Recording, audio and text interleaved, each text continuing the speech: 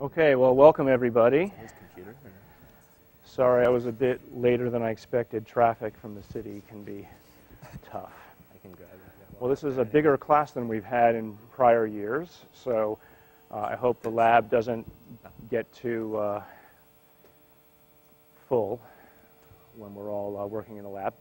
So as you all know, this is the Phospho Flow course. I think this is probably the 6th or the 7th in a row that we've had over the years. We shut down the lab, my lab, for 2 days at the beginning, and everybody contributes to help teach what it is that they've learned over the last 10 years or so that we've been actually practicing the technique.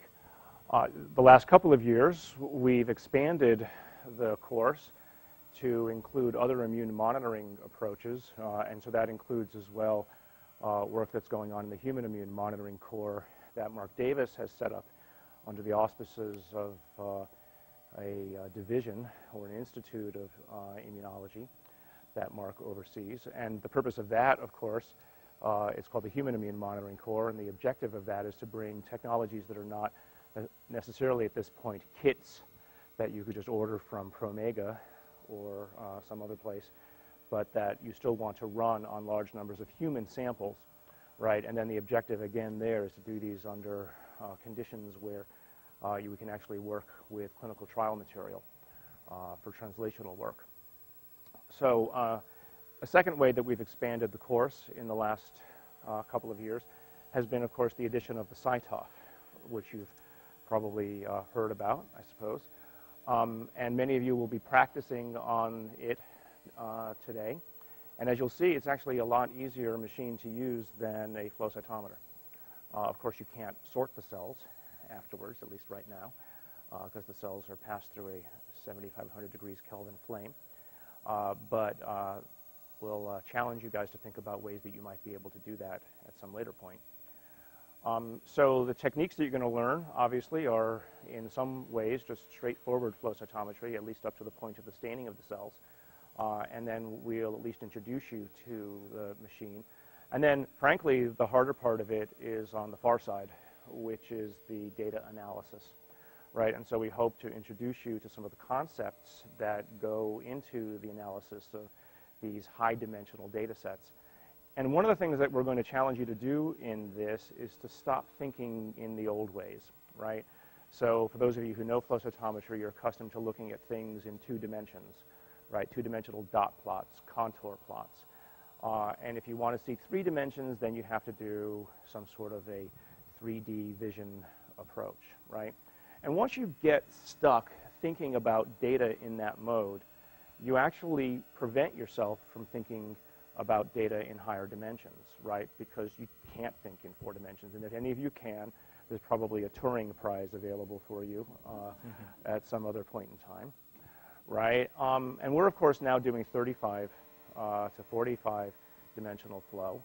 So that's even more dimensions than supposedly the universe is made of, right? Which is supposed to be 11 or 21, depending on what area of string theory you believe, right? And what will be coming will be, if not developed in our laboratory but elsewhere, will be 100 and 200 dimensional information on a per cell basis. So one needs, obviously, new ways to think about the data. So people will be introducing you at least to one of the ways that we've come up with, which is the SPADE algorithm, which is a way to think about progressions in information and to mine and look at the data. SPADE is certainly not the end. It was frankly only the beginning. And it's, despite the fact that it really helped us in the science paper and the Nature Biotechnology paper to get those published, it still is a relatively crude algorithm. So the challenge is not only for our laboratory, but for you out here to think about new ways of visualizing information, right? Don't walk away from this as you've learned what you need to know.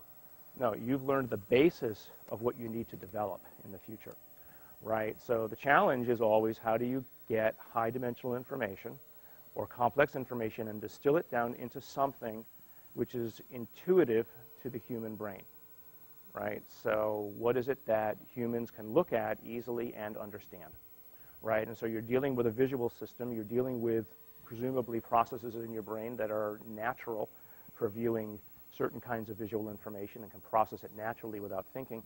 So the challenge will be, for any of you who see the data, to come up with new ways, right, as you go back and practice it by yourself. So the genesis of the work here that began about 10 or more years ago was really all about not just looking at cells and what is on a cell, but frankly looking at the insides of cells, right? We were, I think, really subject to the dominion for many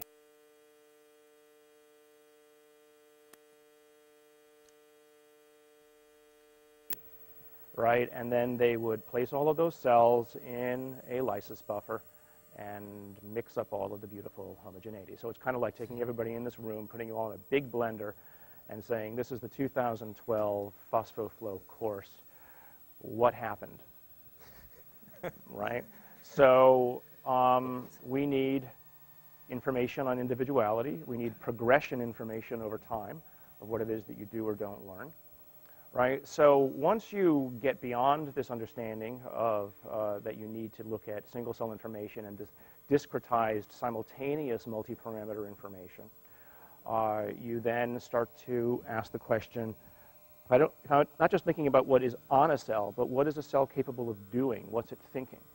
Right? So what a cell is thinking we often think of as signaling networks, right? So signaling networks are composed of multiple elements. Right? And what's a signaling network supposed to do? One thing or many things? Right? The essence of evolution is not survival of the fittest, it's survival of the most flexible. Right? It's actually a quote from Darwin. And so you have a flexible signaling network which is capable of doing many things depending upon the environment it finds itself in. Right? And the environment it finds itself in, at one level at least, is, say, an environmental challenge such as a cytokine. And what does that network do in response to the cytokine? If you think of it as sort of as a flat wave of objects, more or less stochastically changing slightly, maybe a little bit biased in one direction. But then when you hit it with a cytokine, something happens, right? The network moves, it changes. Hit it with a different cytokine, something different happens. Right? Each different cytokine, each different environmental challenge is acting upon a signaling network that is a history of everything it's seen in the past, right? Which is also a predicate of what might happen in the future, again, depending upon the environment that the cells find themselves in, right? So, of course, there's many different ways that a network can respond and become something, but usually you're only interested, well, at one level you're interested in the wiring diagram and understanding the math behind how it is that it acts. At another level, you're interested in understanding how one particular network state correlates to some clinical or other biological outcome, right? You want to understand why this is important, right? So what I really just told you is that the way to find that which is correlated, you need to perturb, right? The system must be perturbed to reveal what networks can do, and then you find, hopefully, one or more network states which are correlated with an outcome. Okay, so I think is Karen Sachs here yet? Karen will be around the laboratory, and that's really her mathematical domain. It was part of another science paper we'd published several years back now. But the essence, really, of that finding is that there's a lot more information that you can garner from a cell other than what's in its basal state, right? It's kind of like looking at you guys and trying to understand what it is that you're thinking just by looking at you, right? Other than, say, asking you a question, which can reveal a response to how you're thinking. And I can ask you 10 or more different questions, and probably at the end I'll have a decent idea of the kind of person you might be. I'll not just be listening to the answer itself, but I'll be reading your body language. I'll be reading many other things about the tone of what it is that you're saying. And I'm building up in my mind a picture of who and what you are. That's exactly analogous to what it is that we're hoping to do here as we build out more and more parameters per cell and how we interpret the perturbations leading to outcomes. And so, I mean, I won't go, it's almost more philosophical than it is scientific, but you see that the same kinds of things that a psychiatrist might use to understand the state of an individual is the same kind of thing that we use to understand the state of the cell. Right? So in the next couple of days, then, at least from my laboratory, we'll build up towards the techniques that we use, right? Both the laboratory as well as the computational. And then I, again, challenge you to come up with questions beyond what it is that we're presenting and ask people around the laboratory, right, as you're hanging around in the afternoon waiting for stains to happen or cells to be collected, right? So that's really the purpose here, is not just to learn the technique, we hope, but to hopefully walk away with a little bit of the philosophy of what it is that we're doing. What's that? You want to show the schedule? Oh, yeah. You got it? Okay, great.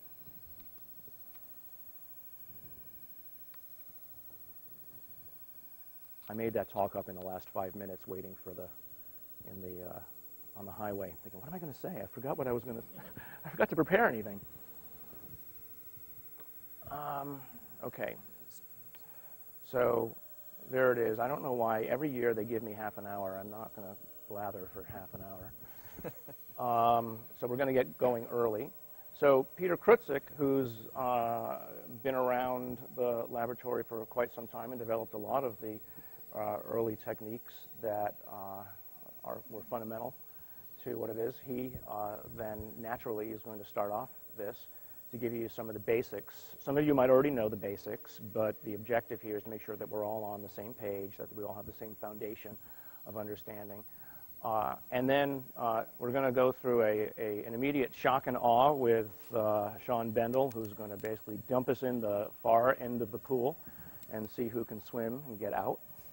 And then if you could go down a little bit. So that'll be basically an intro to that. Coffee break, Matt Spitzer, rotation student, is going to be telling you about reagent development.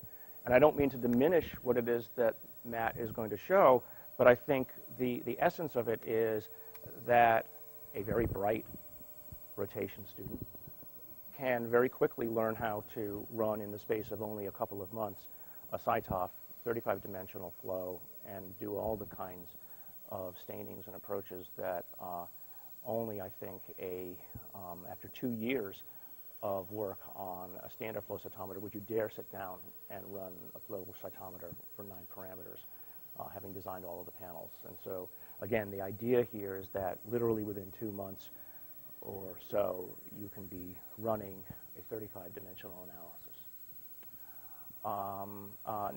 Nikesh Kateka, another former student from my lab who spun out, along with 2 other former students, Cytobank, which is our data analysis approach. Cytobank was not something that we set out to create a small company for, but was really, the genesis of it was that when you were dealing with phosphoflow information, you're no longer dealing with static information, right? You're dealing with a time 0 and a time plus something, right? And you're looking for a phosphorylation event to occur. The standard flow cytometry software just doesn't deal with that. And if you at least thought of the change as something like an RNA expression profile, you might think of heat maps. So one of the first places that we went to in starting to deal with large amounts of information of this type was to move and take advantage of the heat map software that was already available. But that meant that we had to export data into Excel spreadsheets. We had to then suck that data back up into other programs that would then do hierarchical clustering and present it in heat map formats. And that was just difficult. It was just, you had to, it was just a lot of multiple steps that even if you wrote a macro, it would have been a pain in the butt to work with. So Jonathan, Nikesh, and Peter all got together and started building Cytobank, which as we added more and more capabilities to the software, it then became so obvious that it was going to be useful to everybody that it got built into a software suite, which was then exported into a small company, which then garnered sufficient investment to then hire more programmers to make it into something which now is used by almost a couple of thousand people around the world already, and is going to be probably taken on by one or more big companies to sell. And many of the software advances that we have here, Spade and other things, new developments beyond Spade, are being incorporated into that as well. So you'll hear really a fair amount of the overview of what goes on, and then the laboratory this afternoon we'll talk about the experiments and how they're going to be designed for those of you who will be in that.